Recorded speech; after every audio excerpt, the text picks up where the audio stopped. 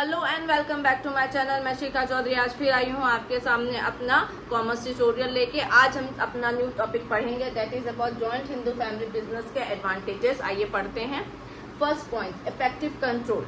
Effective control कैसे?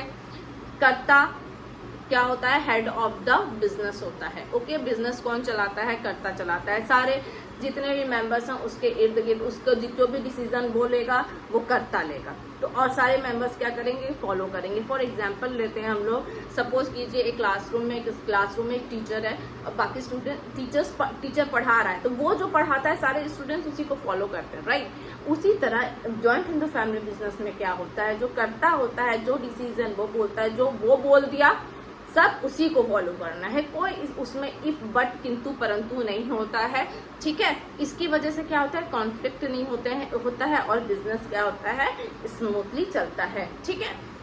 Second हमारा क्या है? Continued business existence. किसी की डेथ से, किसी की फिजिकल अगर कोई इनकेपेबल है, कुछ भी रीजन है, बिजनेस बंद नहीं होगा, बिजनेस स्टेबल रहता है। सपोज कीजिए फॉर एग्जांपल कर्ता की डेथ हो जाती है तो क्या बिजनेस बंद हो जाएगा? नहीं बंद होगा।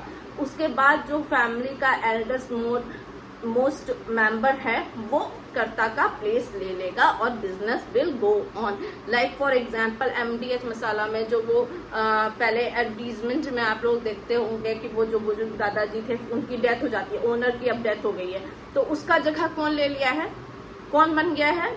उनके बाद जो उनका बेटा है, बड़ा बेटा है, उसने ले लिया है, राइट। वो हमारा एक जॉइंट हिंदू फैमिली बिजनेस का बहुत अच्छा सा एग्जांपल है, ठीक है। अगर कर्ता की डेथ हो जाती है तो उसके बाद जो second eldest most member of the family है वो उसकी जगह ले लेता है, लेकिन बिजनेस चलता रहता है, स्टेबल रहता है बिजनेस। कब? इन किसमें? जॉइंट हिंदू फैमिली बिजनेस में, ठीक है। तभी बंद हो सकता है जब वो लोग सारे मेंबर्स जॉइंटली ये कंसेंट से, फुल कंसेंट से बोलते हैं कि नहीं अब हम अपना बिजनेस नहीं चला पाएंगे। म्यूचुअल कंसेंट से तभी बिजनेस बंद हो सकता है, अदरवाइज बिजनेस बंद नहीं होएगा। Okay. Limited liability of members की जो लायबिलिटी होती है क्या होती है? वो लिमिटेड होती है। कहाँ तक लिमिटेड होती है? वो लोग कितने लायबल होते हैं?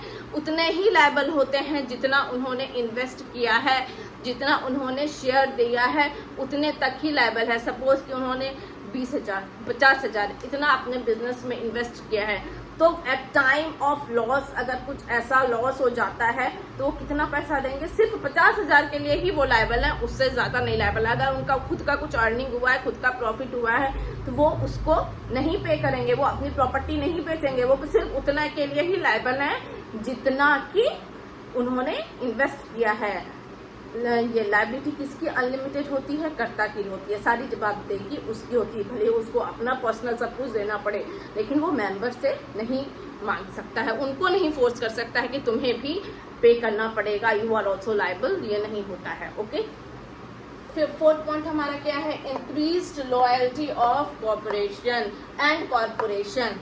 अपना खुद का इंक्रीज्ड लॉयल्टी एंड कॉर्पोरेशन मतलब क्या? अपना खुद का अगर बिजनेस होगा भाई तो उसके लिए सब लॉयल रहता है, राइट। मेरा खुद का काम है, मेरा खुद का बिजनेस है, तो मैं पूरी कोशिश करूंगी, राइट, कि उसमें प्रॉफिट हो, वो बढ़ता जाए। कभी मैं ये नहीं बोलूंगी घटता जाए, ये भाई मुझे इतना सैलरी मिल रहा है तो मैं उतना ही काम करूंगी। मैं क्या चाहूंगी कि मेरा बिजनेस बढ़ता जाए, मैं पूरी जी जान लगा दूंगी। क्यों? क्योंकि अल्टीमेटली वो बिजनेस किसका है? मेरा है, वो मेरा फैमिली बिजनेस है, वो मैं ओन करती हूँ, तो मैं उसके लिए जी जान लगाऊंगी ना। और जितने भी मेंबर्स, कोई बाहर से तो एम्प्लॉय नहीं है, सारे अपनी फैमिली मेंबर्स है, तो आपस में सब मिलके अच्छे से काम करते हैं। ये सबसे ज्यादा प्लस पॉइंट किसमें होता है? अपना जॉइंट हिंदू फैमिली बिजनेस में होता है। चलिए कोई रिव्यू कर लेते हैं। First, effective control. Effective control क्यों? क्योंकि जो हेड है, जो करता है, सब उसको फॉलो करते हैं, वो डायरेक्शन देता है।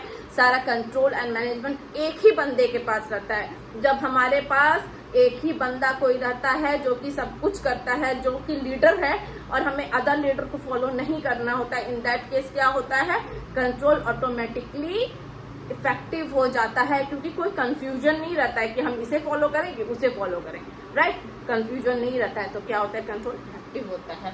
बिजनेस एग्जिस्टेंस हमारा स्टेबल रहता है, क्योंकि किसी के दर्द से कोई फर्क नहीं पड़ता है, business will go on.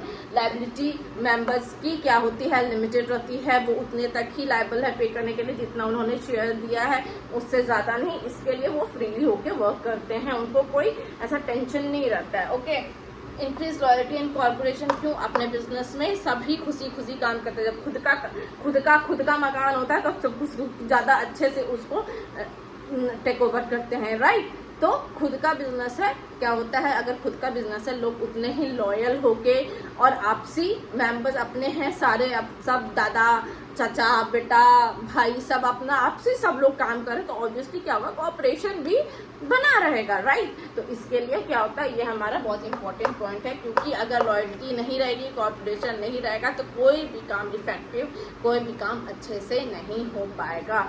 I hope ये आपको समझ में आया होगा। नेक्स्ट वीडियो में मैं इसके डिसएडवांटेजेस के बारे में आपको बताऊंगी।